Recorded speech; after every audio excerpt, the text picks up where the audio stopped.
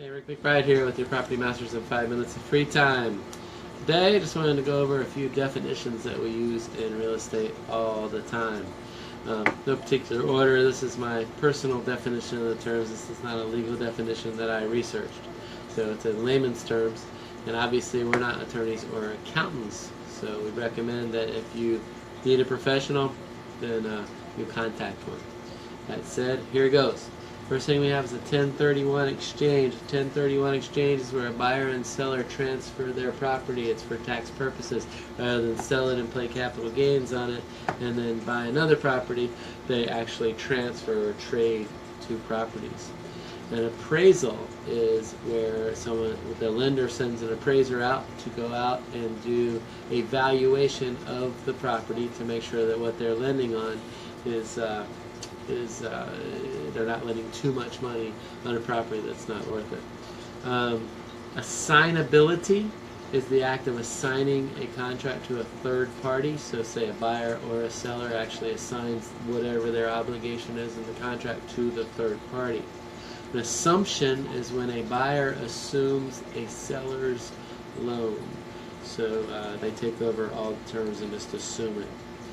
Closing costs are paid by both the buyer and the seller at closing. They're basically the fees charged by the title company, the lender, those type of people, and they are in addition to the sale price for the buyer, and they are deducted from the sale price of the seller.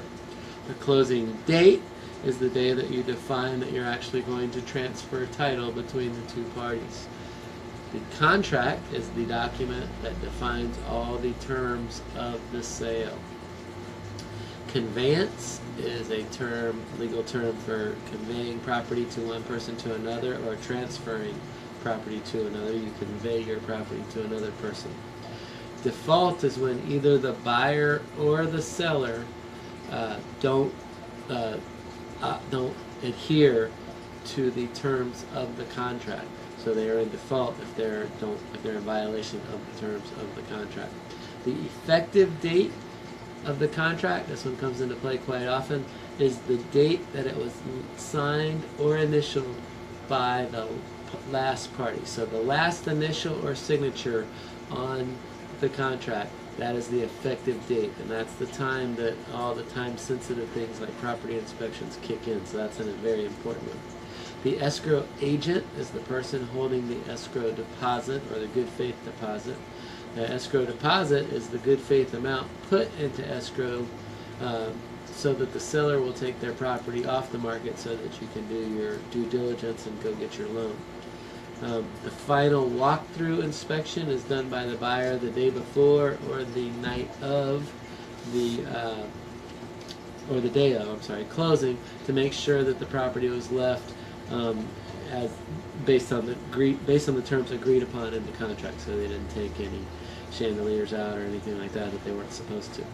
Financing is the money borrowed by the buyer to pay for the house, because they usually don't have that much money. A fixture is something that you buy and then attach to real property. So for instance, a ceiling fan is a fixture. You buy it from the store, you take it, you attach it, it becomes real property once attached to the property. Flood zone is an area of piece of property that has flooded at least once in the last 100 years. They will put it into a flood zone and you will be required to get flood insurance. Force majeure is a term in the contract that says if a major act of God, such as a hurricane or something like that, comes along, then the contract's kind of put on hold and extended for another 10 days. So force majeure is a hurricane, something really bad. The Homeowners Association is an organization of the homeowners formed to enforce the standards defined in the association documents, as well as collect fees and maintain common areas.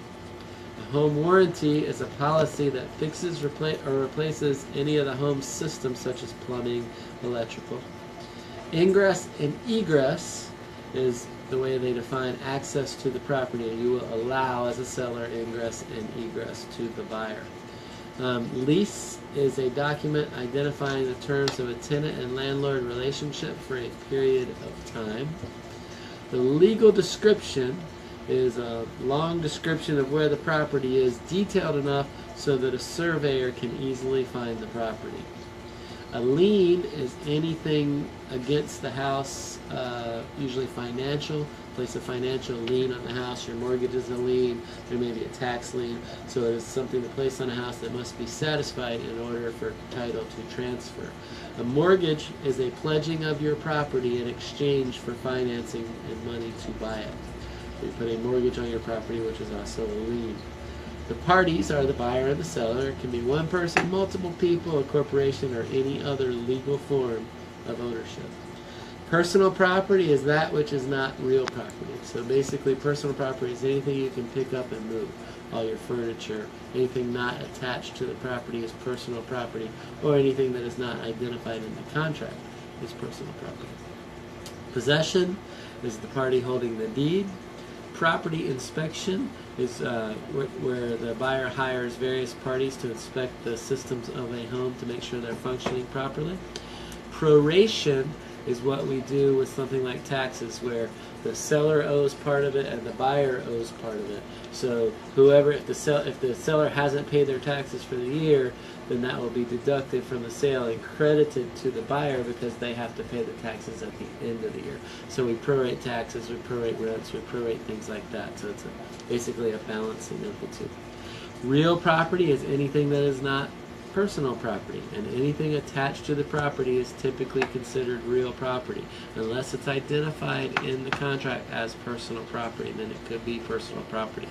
The seller's disclosure is a form completed by the seller that identifies known facts materially affecting the property, and all known facts materially affecting the property must be disclosed according to law. You cannot hide things that are not really noticeable. A special assessment is a tax levied on a property for something special to only them or a group of things, such as maybe a road, a dirt road paved. All the people that live on that road would have a special assessment tax. The city would pay for it in advance, and then the special assessment tax would be collected until that was paid back. A survey is a document identifying the boundaries of the property as well as any encumbrances on the property, such as a neighbor's fence or sidewalk or something like that. Tax ID number is a unique number. It's basically the social security number of the property that the property appraiser uses to identify a parcel. Title is the trail of ownership on a property. When a party holds title, they are the current owners. When they transfer title, they sell the property from one person to another. Title evidence is the proof that the seller owns the property and has the right to sell it. And title insurance is a guarantee against any future claims against the title. Again, if you have an issue with your contract, you should consult an accountant or an attorney. If you're looking to get top dollar for your property, give us a call, shoot us a text, 386-866-1007. Our Master's Marketing Program will get you top dollar for your property or business. Have a great day.